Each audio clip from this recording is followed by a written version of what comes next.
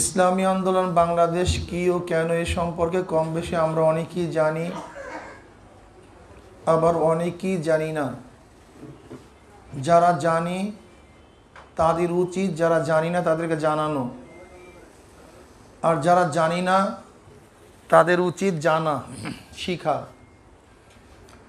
এই ব্যাপারে আল্লাহ পাক রব্বুল আলামিন নিজেই কালামে পাকের মধ্যে ফরমান, ফাসআলু আহলা যিকরি ইন কুনতুম লা তা'লামুন। তুমি যদি না জানো, যে জানে তার কাছে প্রশ্ন করো, জানার চেষ্টা করো, জানার শেষ নেই। ইসলামী আন্দোলন বাংলাদেশের সূচনাই হয়েছে ঐক্যের ভিত্তিতে। ইসলামী আন্দোলন বাংলাদেশ একটা ঐক্যভিত্তিক দল, সংগঠন, ঐক্য প্রয়াসী। তারা সবাই ঐক্যতা চায়, কিন্তু অনেকেই ইসলামী আন্দোলন বাংলাদেশকে ঐক্য প্রয়াসী মনে করেন না, বরং তারা মনে করে ইসলামী আন্দোলন বাংলাদেশই ঐক্যের জন্য বাধা। আমি ওই সমস্ত দোস্তাদেরকে বলবো, আসলে ঐক্যের ভিত্তিটা কি হবে এইটাকে নির্ধারণ করা উচিত। ঐক্যের মূল নীতিটা কি হবে? একই ক্ষমতা বন্টন নিয়ে ঐক্য, পদ বন্টন নিয়ে ঐক্য, না কোনো নীতি ও আদর্শের ভিত্তিতে ঐক্য হবে? যদি ঐক্যের মূল নীতি আমরা নির্ধারণ করতে পারি, তাহলে ইসলামী আন্দোলন বাংলাদেশের কনসেপ্টটা আমাদের সামনে স্পষ্ট হয়ে যাবে। ইসলামী আন্দোলন বাংলাদেশ কি চায়, কেন তারা সবার সাথে ঐক্য করতে পারে না, কেন তারা সবার সাথে মিলতে পারে না, কেন তারা সবার সাথে জোট করতে পারে না, এই প্রশ্নগুলির জবাব চলে আসবে যদি ঐক্যের মূল নীতি আমরা বুঝতে পারি। ইসলামী আন্দোলন বাংলাদেশ ক্ষমতা ভিত্তিক ঐক্যকে বিশ্বাস করে না। তারা কি মনে করে, কেউ ক্ষমতায় গেলেই দেশ কল্যাণমুখী হয়ে যাবে? ব্যাপারটা এরকম না। আমরা অনেকেই বাংলাদেশের ক্ষমতার মসনদে দেখেছি, কিন্তু সাথে সাথে বাংলাদেশের মানুষ বাঁচার জন্য, শান্তির জন্য আবার মাঠের মধ্যে আন্দোলন করতেও দেখেছি। রক্ত দিয়েছে, জীবন দিয়েছে। আজকেও হাজারো মানুষ তারা জেলখানা আবদ্ধ অবস্থায় আছে। তাই ক্ষমতা ভিত্তিক ঐক্যে মানুষকে কল্যাণ দিতে পারে না, নাজাত দিতে, মুক্তি দিতে পারে না। ক্ষমতা ভাগাভাগির ঐক্য। আপনি কিছুদিন মন্ত্রী হবেন, আমি কিছুদিন মন্ত্রী হব। আপনি কিছুদিন সভাপতি হবেন, আমি কিছুদিন জয়েন্ট সেক্রেটারি হব, সেক্রেটারি জেনারেল হব। এইভাবে যদি নেতৃত্বের ঐক্য ভাগ করি, তাও স্থায়ী না। আপনি কয়জনকে সভাপতি বানাবেন, কয়জনকে আপনি সেক্রেটারি জেনারেল বানাবেন? এতে সর্বসাধারণের লাভটা কি হবে, উপকারটাই বা কি হবে? এই সাধনার লাভটা কি, উদ্দেশ্যটা কি? তাহলে দেখা গেল আসলে নেতৃত্বের ভাগাভাগির ঐক্য ইসলামী আন্দোলন বাংলাদেশ পছন্দ করে না, এটাতে বিশ্বাসী না। ইসলামী আন্দোলন বাংলাদেশ তারা বিশ্বাস করে নীতি ও আদর্শের ঐক্য। নীতি ও আদর্শের ঐক্য। ইসলামী আন্দোলন বাংলাদেশ যেখানে নীতি ও আদর্শ পাবে, সেখানে তাদের নেতৃত্বকে জলাঞ্জলি দিয়েও তাদের সাথে তারা ঐক্য করবে। আমাদের মূলনীতি কি? আমাদের শায়খ মুর্শিদ নব্বরাল্লাহু মারকাদাহু আমাদেরকে যেই মূল নীতি দিয়ে গিয়েছেন, আল্লাহ পাকের শুকর, এক চুল পরিমাণও আমরা সেই নীতি এবং আদর্শ থেকে হটি নাই, আমাদের পদচ্যুতি ঘটে নাই। আব্বা কি বলছেন, শায়েখ কি বলছেন, যে দেখো আওয়ামী লীগের বাবারা, হে আমার বিএনপির বাবারা, আজকেও যদি তোমরা ইসলামী হুকুমাত কায়েম করো, আমি ফজলুল কিন্তু তোমাদের গোলাম হয়ে যাব। ক্লিয়ার কাট কথা। এই বক্তব্যগুলি দিয়ে স্পষ্ট দিয়েছেন যে আমরা আওয়ামী লীগের বিরোধী নই, আমরা বিএনপির বিরোধী নই, আমরা জাতীয় পার্টির বিরোধী নই। এমনকি তিনি কি বলেছেন, জামাতও যদি তাদের আজকে অবস্থান থেকে ফিরে আসে, কোন অবস্থান থেকে? হক্কানি উলামায়ে কেরাম তাদের উপরে কোরআন ও হাদিসের ভিত্তিতে যে প্রশ্নগুলি তুলছে, সেই সমস্ত প্রশ্নগুলির জবাব যদি তারা কার্যক্ষেত্রে দিতে পারে, লিখনিতে এবং বাস্তবে যদি তাদের আকীদা এবং বিশ্বাস থেকে তারা সরে আসে, আহলে সুন্নাত ওয়াল জামাতের আকীদা তারা গ্রহণ করে, তাহলে জামাতের সাথে আমাদের শত্রুতা নেই। ক্লিয়ার কাট কথা। বিএনপির সাথে শত্রুতা নাই, জাতীয় পার্টির শত্রুতা নাই, আওয়ামী লীগের সাথে শত্রুতা নাই, কোনো কমিউনিস্টের সাথে আমাদের শত্রুতা নাই। বরং যে আল্লাহর জমিনে আল্লাহর হুকুমত কায়েম করতে চায়, সে আমার সাথী, আমিও তার সাথী, সে আমার বন্ধু, আমিও তার বন্ধু। এছাড়া ক্ষমতার বন্টন, ক্ষমতার ভাগাভাগি, নেতৃত্বের ভাগাভাগি, এর ইসলামী আন্দোলন বাংলাদেশ কারোর সাথে ঐক্য করবে না। কাজে চিল্লা করে কোনো ফায়দা নেই। আমাদের কনসেপ্ট একেবারে ক্লিয়ার, একেবারে ক্লিয়ার কনসেপ্ট। যদি কেউ মনে করেন ইসলামী আন্দোলন বাংলাদেশ শুধু নিজেরা চলতে চায়, এটা ভুল। ইসলামী আন্দোলন বাংলাদেশ ইসলাম পন্থী থেকে নিয়ে চলতে চায়, কিন্তু ইসলাম পন্থীর নামে বিএনপি পন্থীদেরকে নিয়ে তারা চলতে পারে না। ইসলাম পন্থীর নামে আওয়ামী লীগ পন্থী থেকে তারা বিশ্বাস করে না। ইসলাম পন্থীর নামে জামাতকে শক্তিশালী করার কোনো শক্তিকে তারা পছন্দ করে না। এটা বুঝতে হবে। ইসলামী আন্দোলন বাংলাদেশ তাদের নেতৃত্ব প্রতিষ্ঠিত করতে চায় না, মানে ইসলামী আন্দোলন বাংলাদেশ মনে করে যার দ্বারা ইসলাম হবে, আল্লাহর জমিন আল্লাহর হুকুমত কায়েম হবে, তারা তাদের সাথে থাকবে, তাদের সাথে আন্দোলন করবে, সংগ্রাম দেবে, জীবন করবে, জীবন বিসর্জন দিবে। ইসলামী আন্দোলন বাংলাদেশ।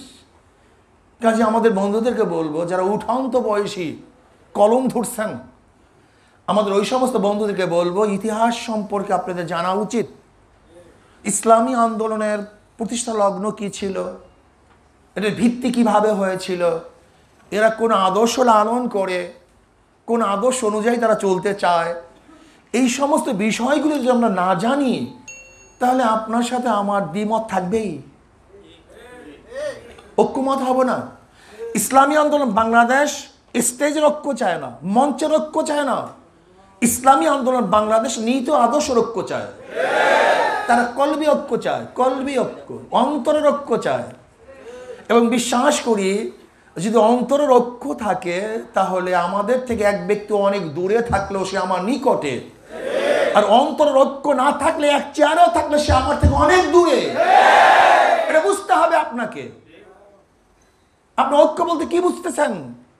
এক স্টেজে বক্তৃতা করা, একই মঞ্চে দাঁড়ানো, একই সাথে খাওয়া, এটা কি ঐক্য? না, এটা ভুল। ঐক্য থাকতে হবে নীতি ও আদর্শের। যদি নীতি ও আদর্শের ঐক্য করি, তাহলে প্রত্যেকের মঞ্চ আমার মঞ্চ, প্রত্যেকের প্ল্যাটফর্ম আমার প্ল্যাটফর্ম, প্রত্যেকের বক্তৃতা আমার বক্তৃতা, প্রত্যেকের চিন্তা আমার চিন্তা, প্রত্যেকের লেখনী আমার লেখনী। কিন্তু যদি মনের ঐক্য না থাকে, আদর্শের ঐক্য না থাকে, একই প্ল্যাটফর্মে আমরা আলোচনা করবো ঠিকই, কিন্তু কুলুবহুম শাত্তা, এখান থেকে উঠবো তো তাদের সাথেই তারা মারামারি করব। এর জন্যই তো দেখছেন আজকে ফখরুল ইসলাম সাহেব বিএনপি মহাসচিব, ব্যাস নেতৃত্বের কারণে তার ঘর আবদ্ধ করা হয়, অবরোধ করা হয়, ঢিলা মারা হয়। নেতৃত্বের ঐক্য না, এটা আদর্শের ঐক্য না, নেতৃত্বের ঐক্য। যতক্ষণ নেতৃত্ব আছে ততক্ষণ আমি তোমাকে মানব, নেতৃত্ব নাই আমি তোমার গায়ে ঢিল ছুড়ব। কি আজীব এক ঐক্য, কি আজীব এক ঐক্য। এই ইসলামী আন্দোলন বাংলাদেশ চায় না। ইসলামী আন্দোলন বাংলাদেশ অন্তরের ঐক্য চায়, আদর্শ নীতির ঐক্য চায়। এ তো রাজনৈতিক এক প্ল্যাটফর্মের ঐক্যর কথা বলছি। আর আমাদের মধ্যে কি ঐক্যতা চাই? ইসলামী আন্দোলনের যারা নেতা কর্মী থাকবেন, তাদের মধ্যেও নীতিমালার ঐক্যতা থাকা চাই। নীতিমালা কি বলছে, এখানে আমার কোনো দ্বিমত চলবে না। নীতিমালা অনুযায়ী আমাকে চলতে হবে, নেতার আনুগত্যতা আমার মধ্যে থাকতে হবে, আদর্শ লালন করতে হবে। একমাত্র আল্লাহর জমিনে আল্লাহর হুকুমত কায়েম করার জন্যই সাধনা করতেছি। দুনিয়ার পাওয়ার জন্য, দুনিয়ার নেতৃত্ব অর্জন করার জন্য, দুনিয়ার ক্ষমতা অর্জন করার জন্য, অর্থ উপার্জন করার জন্য আমি আন্দোলন করি না। কাজে যেহেতু আল্লাহর রসুলকে সন্তুষ্ট করার জন্য আমি আন্দোলন করতেছি, আল্লাহর কসম, ওয়া ইন মাতা আলা ফিরাশি ফাহুয়া শাহিদ, যদি আল্লাহর রসুলের উদ্দেশ্যে আপনি কাজ করেন, যদি আপনার মধ্যে নিয়ত থাকে আমি শহীদ হতে চাই, নিয়ত থেকে শহীদ হতে চাই, আল্লাহ তুমি আমাকে শহীদে মৃত্যু দান করো, যদি ওই ব্যক্তি তার বিছানায়ও মারা যায় তাহলে সে শহীদ হবে। কিন্তু তার নিয়ত যদি গড়বড় থাকে, যদি যুদ্ধের ময়দানেও মারা যায়, আল্লাহর কাছে কিছু পাবে না, কিচ্ছু না, কিচ্ছু না। কাজে আপনাদের নিয়তকে সহি করতে হবে, এখানে ঐক্যবদ্ধ হতে হবে, আমাদের নিয়ত সহি, নীতিমালা অনুযায়ী আমরা চলবো, সাংগঠনিক শৃঙ্খলা মেনে চলবো। নেতারা যে আদেশ করেন আমার বুঝে আসুক অথবা নাই আসুক, শরিয়া সম্মত পর্যন্ত আনুগত্য করবই করব, এখানে কোনো দ্বিমত করব না। আমি যেটা ভালো মনে করি এটা ভালো নয়, বরং সংগঠন যেটাকে ভালো মনে করে সেইটাই ভালো। আমি যেটাকে ভালো মনে করি এটা ভালো নয়, বরং আমার নেতা যেটা ভালো মনে করে সেইটাই ভালো হবে। কি না ঠিক না? হ্যাঁ, আমার চেয়েও যদি দুর্বল কোনো ব্যক্তিকে আমার উপরে নেতৃত্ব প্রদান করে আমাকে মানতে হবে।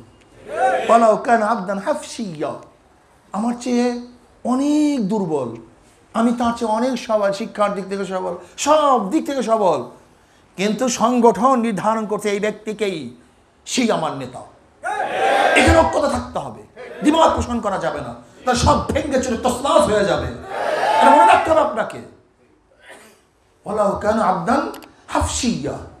যদি একজন হাফসি গোলামকে আমার নেতা বানিয়ে দেওয়া হয় শরিয়ার সম্মতভাবে, সে আমার নেতা, এখানে কোনো দ্বিমত পোষণ করব না। যদি আপনার আপুসের মধ্যে ঐক্যতা রক্ষা করতে পারেন, ইসলামী আন্দোলনকে ধ্বংস করার ক্ষমতা কাউ থাকবে না, কোনো শক্তি এটাকে ধ্বংস করতে পারবে না, এটা বাড়তেই থাকবে।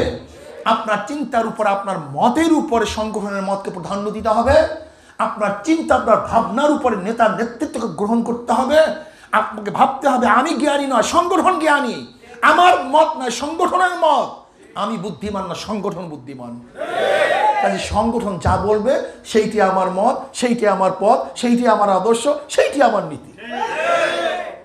যদি এই কনসেপ্টের উপরে চলতে পারেন, এই সংগঠন ভাঙবে না, কেউ ধ্বংস করতে পারবে না, এটার ক্ষয় হবে না, এটা বাড়তেই থাকবে। কাজে আল্লাহ পাক রব্বুল আলামিন আপনাকে আমাকে এই কথাগুলি মানার তৌফিক দান করেন। আর আগামীতে নির্বাচন আসতেছে, ইউপি নির্বাচন ইসলামী আন্দোলন বাংলাদেশে অংশগ্রহণ করবে নাকি ভাই? সাধ্য অনুযায়ী তারা চেষ্টা করবে, সাধনা করবে। বলতে পারেন হুজুর নির্বাচনের অবস্থা খুবই খারাপ। হ্যাঁ, খারাপ ঠিকই আছে, কিন্তু নির্বাচনের আগ দিন পর্যন্ত তো মাঠ তো আমাদের থাকবে। হ্যাঁ, নির্বাচনের আগের দিন পর্যন্ত মাঠ তো আমাদের থাকবে। সমস্যা কি? দাওয়াত চলতে থাকবে, ঘরে ঘরে হাত পাকার বাতাস লাগাতে হবে, ইসলামের আদর্শ সব জায়গায় ছড়িয়ে দিতে হবে, সবাইকে ভাবতে হবে ইসলামের বাহিরে কোনো শান্তি থাকতে পারে না, ইসলামের বাহিরে কোনো আদর্শ চলতে দেওয়া হবে না ইনশাআল্লাহ। জেনা ধর্ষণ মুক্তর জন্য ইসলামী আদর্শই যথেষ্ট, অন্য কোনো আদর্শ জেনা এবং ধর্ষণকে মুক্ত করতে পারে না। চুরি, ডাকাতি, বদমাশি, ঘুষ এগুলি বন্ধ করার জন্য একমাত্র প্ল্যাটফর্ম ইসলামী আন্দোলন বাংলাদেশ, ইসলামী আদর্শ। কি হলো ঠিক না? কাজী নির্বাচনের আগের দিন পর্যন্ত মাঠ আমাদেরই, কে নিবে? কাজী হাত পাখার সেই শান্তির বাতার যেন সমস্ত ঘরে ঘরে পৌঁছাতে পারি, সেই চেষ্টা সাধনা আপনাকে আমাকে করতে হবে, ঠিক না? আল জিহাদু হুয়া দুআউ ইলা দীনিল হক ওয়াল কিতালু মান লাম ইয়াকবালহু। জিহাদ শব্দের অর্থ তো মানুষকে দাওয়াত দেওয়া, যে গ্রহণ করবে না তার বিরুদ্ধে লড়াই করা, ঠিক না? কাজী আমরা তো দাওয়াত দেব, দাওয়াত। কাজী নির্বাচনকে কেন্দ্র করে যত বেশি দাওয়াত দেয়া যায়, অন্য কোনো সময় এত দাওয়াত দেয়া যায় না। কাজী নির্বাচনে অংশগ্রহণ করব, দাওয়াতি কাজ করব, সাধ্য অনুযায়ী চেষ্টা করব। আল্লাহ পাক রব্বুল আলামিন আমাকে এবং আমাদের সবাইকে এই আদর্শ লালন করে পালন করে আমাদের শেষ জীবন ত্যাগ করার তৌফিক দান করেন। হক্কানি আলেমদের নিত্য নতুন ভিডিও পেতে আমাদের চ্যানেলটি সাবস্ক্রাইব করুন।